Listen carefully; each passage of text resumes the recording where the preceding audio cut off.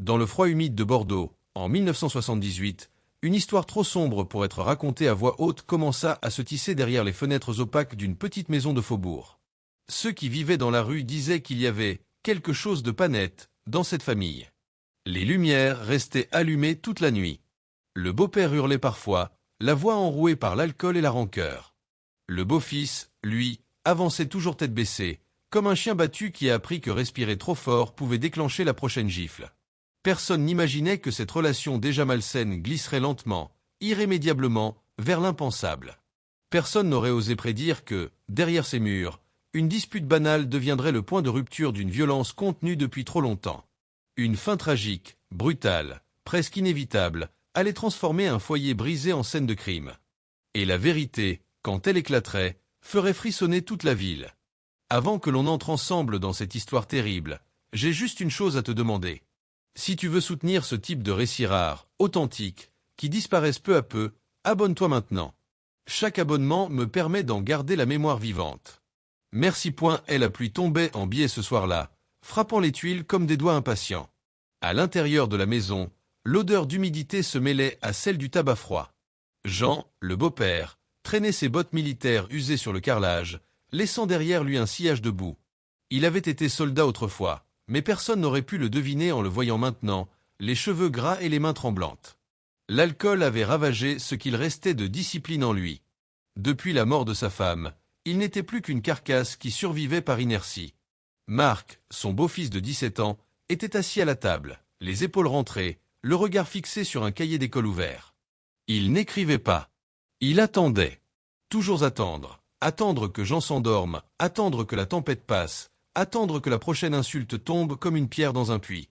Cela faisait des années qu'il vivait ainsi, mais ce soir-là, une tension nouvelle remplissait la maison, quelque chose de plus lourd, de plus menaçant que d'habitude. Jean entra dans la cuisine et referma la porte d'un geste brusque. « T'as pas fait la vaisselle » grogna-t-il. Marc n'osa pas lever les yeux. « Je comptais la faire après mes devoirs. »« Après tes devoirs » répéta Jean d'un ton moqueur. « Comme si ça allait changer ta vie, tes petits gribouillis de lycée. » Il agrippa le cahier, le souleva, puis le jeta violemment contre le mur. Les feuilles volèrent comme des oiseaux effrayés. Marc eut un sursaut, mais garda le silence. Il avait appris, au fil des années, que la moindre réponse pouvait aggraver la tempête. Mais ce soir, ce n'était pas une tempête habituelle. Ce soir, Jean était dans un état où tout pouvait basculer. Il ouvrit un tiroir et en sortit une bouteille presque vide. « Tu veux savoir pourquoi t'es bon à rien, hein » lança-t-il en buvant une longue gorgée. Marc ne répondit pas. Sa respiration devenait plus rapide. « Parce que t'es le fils de ton père. Un lâche. Un rat qui s'est tiré quand ta mère était encore chaude dans son lit d'hôpital. » Marc releva enfin les yeux, blessé par l'injustice et la cruauté. « Tu ne sais rien, » murmura-t-il d'une voix tremblante. Jean s'immobilisa. Le silence devint oppressant, comme si toute l'air de la pièce avait été retirée. « Qu'est-ce que t'as dit ? Tu ne sais rien de mon père. » Jean s'approcha lentement, comme un prédateur certain de sa proie. Il posa la bouteille sur la table et attrapa Marc par le col. « Je sais qu'il t'a laissé. Comme tout le monde finit par me laisser. Comme ta mère m'a laissé aussi, putain. » Le garçon tenta de se dégager, mais Jean serra plus fort. « Tu vas me respecter, gamin. Lâche-moi. Ou quoi ? Tu vas me frapper. » Cette fois, Marc sentit quelque chose se briser en lui. Toutes les années de peur, de silence, de gifles reçues sans comprendre pourquoi, se changèrent en un courant brûlant qui lui monta à la gorge. Il réussit à se libérer d'un mouvement brusque, recula de 2 pas et fixa Jean droit dans les yeux pour la première fois. Jean rit. Un rire métallique, fatigué, mais profondément méchant. « Tu crois vraiment que t'es devenu un homme ?» Il s'approcha encore, levant la main. C'est alors que Marc vit ce que Jean n'avait jamais montré auparavant, un éclat de folie, brillant, presque animal. La main armée d'une intention violente. Et Marc comprit. Ce soir, si rien ne changeait, il allait mourir. Il fit un pas en arrière, cherchant une issue. Ses doigts rencontrèrent le bord de l'évier. Il y avait là un couteau à éplucher, encore humide. Son cœur battait comme un tambour dans sa poitrine. Jean avançait. « Tu vas apprendre ce que c'est, la vraie peur. » Marc attrapa le couteau sans réfléchir. Ce fut un geste rapide, instinctif, comme celui d'un animal acculé. Jean s'arrêta en le voyant armer sa main tremblante. « Tu vas vraiment faire ça ? Arrête, supplia Marc. Pose ça, gamin. Tu sais que t'en es pas capable. » Jean fit un pas de plus. La distance entre eux devint trop petite. Le moment trop long. Et la peur trop grande. Marc poussa son bras en avant, dans un mouvement brusque, presque involontaire. Une résistance molle, un son étouffé, puis un souffle court. Jean s'arrêta net, les yeux écarquillés. Il baissa la tête. Le couteau était planté juste sous ses côtes. Marc retira sa main comme s'il s'était brûlé. Non, non, non. Jean tituba, la main posée sur la plaie, le regard vide d'incompréhension. Petit, salaud. Il tomba à genoux, puis s'écroula sur le sol, la bouteille roulant jusqu'au mur. Marc recula, les jambes tremblantes, la gorge serrée par un sanglot silencieux. Ses mains étaient couvertes de sang. Toute sa vie venait de changer en quelques secondes. Il n'y eut pas de cri, pas d'orage. Juste ce silence épouvantable, celui qui suit toujours les actes irréversibles. Marc resta ainsi, figé, incapable de comprendre ce qu'il venait de faire. Quand il retrouva enfin un semblant de lucidité, il courut jusqu'au téléphone, les doigts glissants. « Allô ? Police, j'ai fait quelque chose, Sa voix se brisa. « J'ai tué mon beau-père. » Les minutes qui suivirent lui semblèrent durer des heures. Les gyrophares bleus éclairèrent bientôt la rue. Les voisins sortirent, choqués, murmurant entre eux. La porte fut enfoncée. Des pas lourds résonnèrent dans la maison, des hommes crièrent son nom. On le menotta avec précaution, presque avec pitié. Marc ne résista pas. Il n'en avait plus la force. La nouvelle fit le tour de Bordeaux en moins de 24 heures. Un adolescent tue son beau-père alcoolique après des années de violence. Certains disaient que c'était de la légitime défense. D'autres murmuraient que le garçon avait peut-être planifié son geste. La vérité, elle, était enfermée dans les murs de cette petite maison sombre où deux destins brisés venaient de s'achever, chacun à sa manière. Marc passa 4 mois en détention provisoire. Son avocat, commis d'office, fit ce qu'il put. Les rapports médicaux révélèrent les années de coups, d'humiliations, de terreurs silencieuses. Les voisins témoignèrent. L'école confirma qu'il arrivait parfois avec des bleus qu'il n'expliquait pas. Lorsque le juge rendit sa décision, la salle retint son souffle. Marc fut reconnu coupable, mais les circonstances atténuantes étaient accablantes. Il ne fit que 2 ans dans un centre éducatif fermé. Quand il sortit, il n'avait plus rien. Plus de famille. Plus de maison. Plus d'innocence. Mais il avait une certitude. Il ne laisserait jamais la violence façonner quelqu'un d'autre comme elle l'avait façonné, lui. Il quitta Bordeaux, chercha du travail dans le sud, reconstruisit sa vie morceau par morceau, lentement, douloureusement. Il ne parla plus jamais de cette nuit-là. Pourtant, parfois, dans ses rêves, il entendait encore la voix de Jean. Pas ses insultes. Pas ses cris. Juste ce dernier souffle, lourd et désespéré, qui semblait murmurer « Pourquoi ?» Et Marc se réveillait en sueur. Se posant la même question pendant les premières années suivant sa libération, Marc vécut comme une ombre. Il changeait de ville dès qu'il sentait qu'on posait trop de questions, dès qu'un collègue insistait un peu trop pour connaître son passé. La honte le suivait comme un chien fidèle, mais ce n'était pas la honte d'avoir tué. C'était celle d'avoir été façonné par un homme brisé, d'avoir grandi dans la peur, d'avoir laissé la violence s'infiltrer jusqu'à devenir, un bref instant, la seule réponse possible. Il dormait mal, rarement plus de 3 heures d'affilée. Chaque fois que ses yeux se fermaient, son esprit retournait à cette cuisine sombre de Bordeaux, à l'éclairage jaune sale, au bruit de la bouteille roulant sur le sol, à la sensation du manche froid du couteau dans sa main. Il essayait parfois de se convaincre qu'il avait agi pour survivre, que n'importe qui aurait fait la même chose à sa place. Mais ce mensonge ne tenait jamais longtemps. Dès que le silence s'installait autour de lui, les souvenirs se réveillaient. Il trouva un emploi dans un atelier de réparation automobile à Toulouse. Le patron, un homme robuste au sourire franc, lui donna une chance sans poser de questions. Marc apprit vite. Il avait toujours eu un don pour comprendre les mécanismes, pour deviner la cause d'une panne rien qu'en écoutant le bruit du moteur. Le travail manuel l'apaisait, lui donnait l'impression d'avoir un certain contrôle sur quelque chose, ne serait-ce qu'une simple pièce de métal. Un soir, alors qu'il rangeait l'atelier, il sentit une étrange oppression dans sa poitrine. Pas une douleur, mais une angoisse sourde, comme si quelqu'un l'observait. Il se retourna brusquement. Personne. Puis il entendit un bruit venant de l'extérieur, un claquement sec, peut-être une portière de voiture. Il sortit, les mains tremblantes. La rue était vide. Le vent soufflait entre les lampadaires. Ce n'était rien. Juste son esprit qui le torturait encore. Mais l'impression persista. Pendant des semaines, il avait la sensation d'être suivi.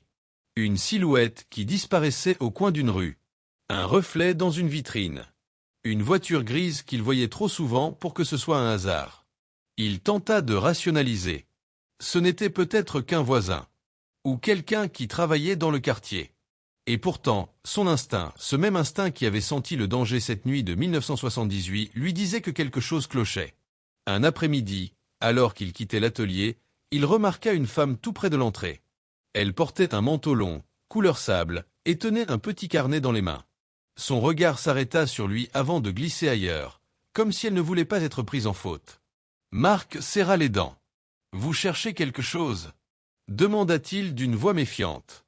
Elle hésita, puis marcha vers lui. « Vous êtes Marc. Marc Lefebvre, n'est-ce pas ?» Le sang de Marc se glaça. Personne ne l'appelait ainsi. Il utilisait un faux nom dans son travail, pour éviter les questions. « Vous devez faire erreur, madame, » répondit-il. Mais elle secoua la tête. « Non. Je sais qui vous êtes.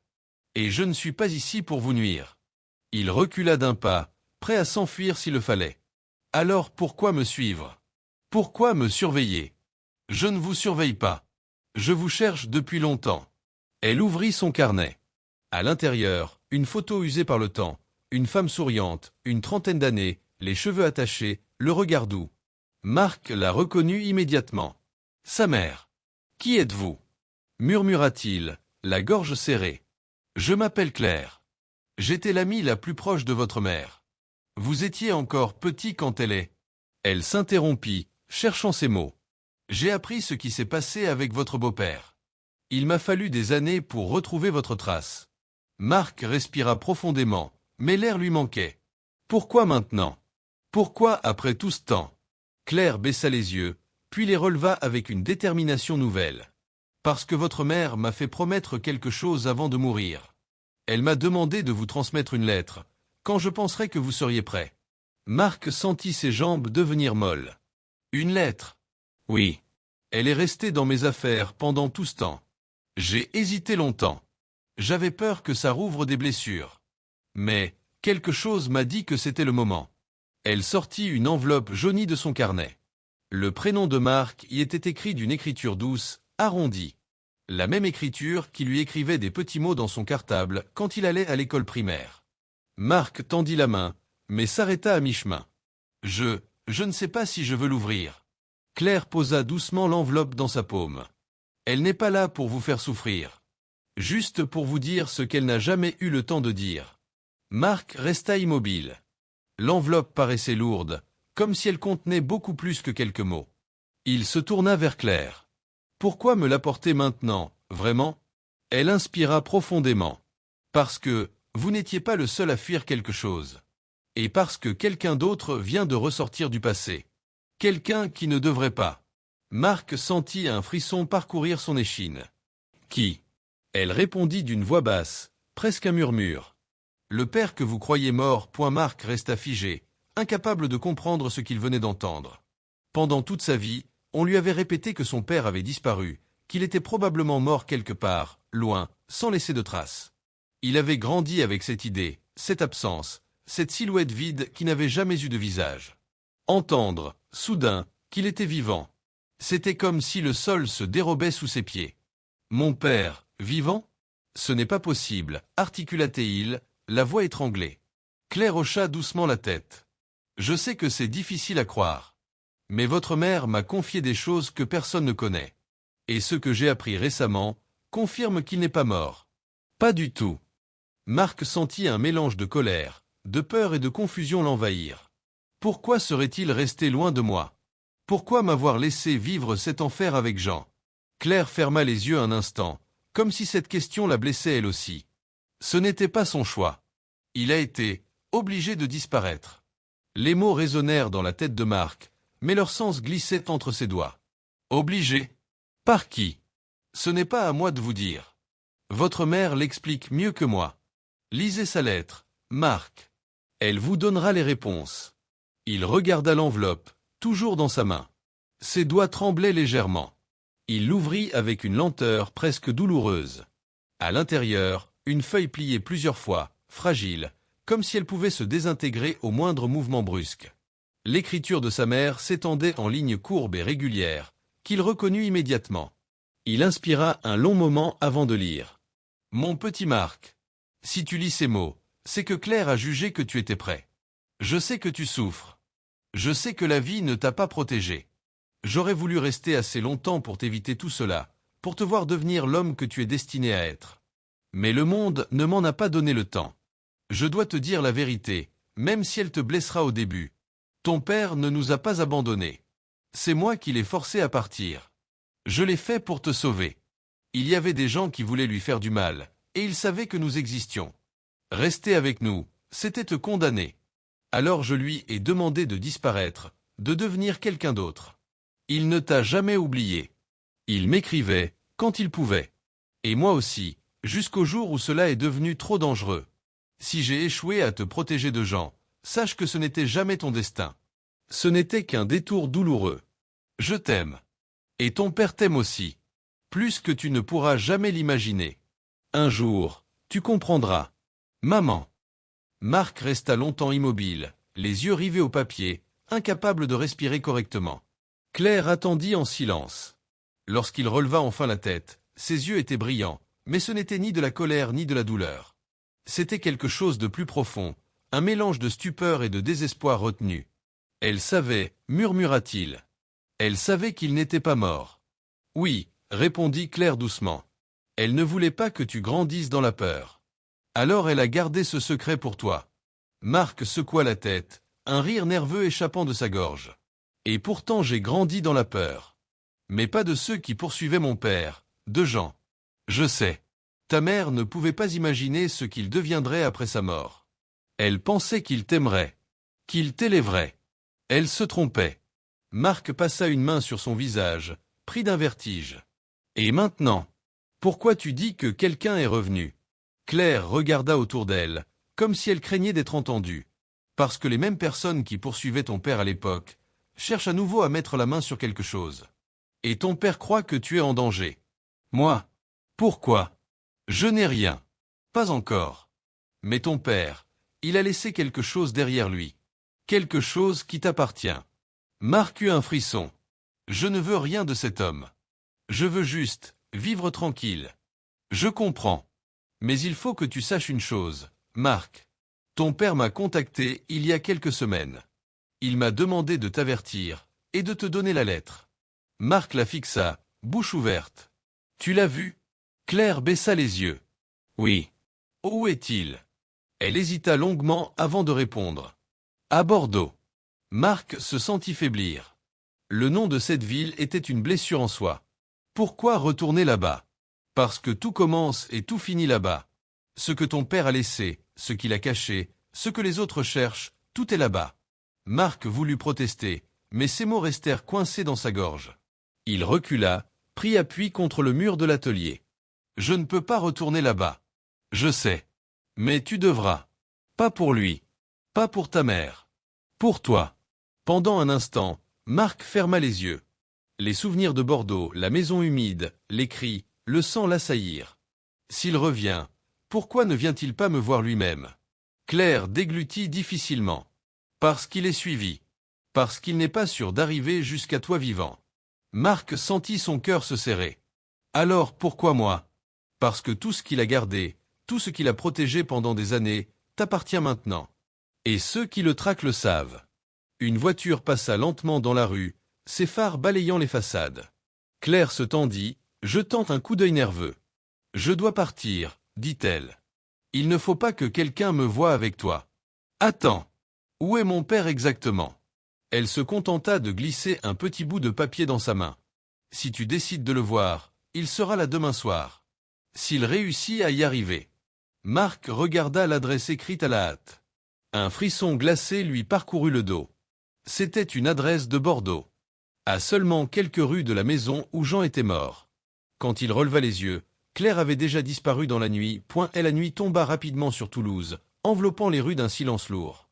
Marc resta planté là, l'adresse serrée dans sa main comme un morceau de métal brûlant. Il aurait voulu la jeter, l'oublier, rentrer chez lui et effacer Claire de sa mémoire. Mais quelque chose l'en empêchait.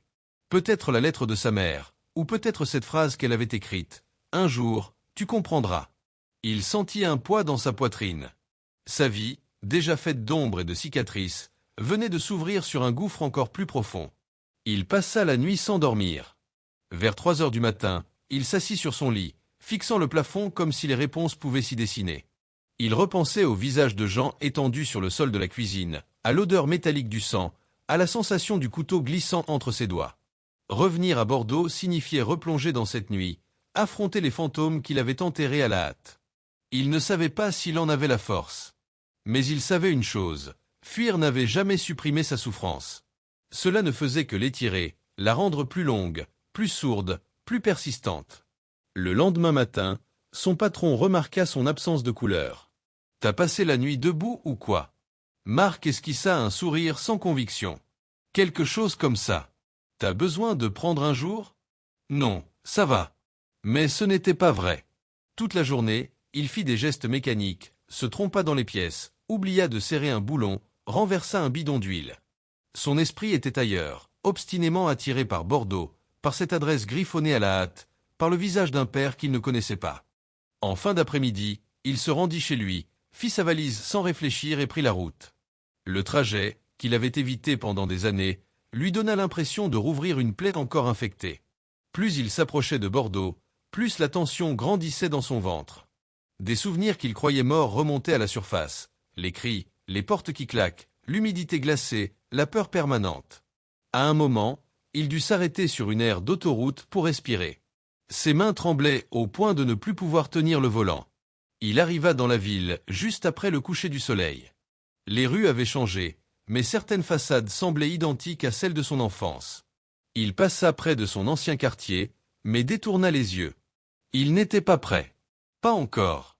Il se concentra sur l'adresse, un petit appartement situé dans un immeuble gris, à l'écart du centre. Il gara la voiture, monta les marches lentement. À chaque étage, il avait l'impression que quelqu'un allait surgir derrière lui. L'air sentait la poussière et la peinture écaillée. Il s'arrêta devant la porte. Le numéro correspondait. Une lumière faible filtrait sous le seuil. Il frappa une fois. Pas de réponse. Il frappa une deuxième fois. Toujours rien. Alors qu'il allait repartir, la serrure cliqueta. La porte s'ouvrit très légèrement. Un homme apparut dans l'embrasure. Il était mince, les cheveux poivre et sel, les yeux creusés par la fatigue. Il portait une chemise usée, trop grande pour lui. Son visage n'avait rien d'un fantôme, mais il dégageait une aura étrange, comme s'il était resté trop longtemps caché du monde. Pendant plusieurs secondes, ils se fixèrent sans parler. Puis l'homme murmura. « Marc !» Le mot était chargé d'émotions contenues, comme s'il avait été prononcé en silence pendant 20 ans. Marc sentit un frisson l'envahir. « C'est vous ?»« Oui. Entre. Vite.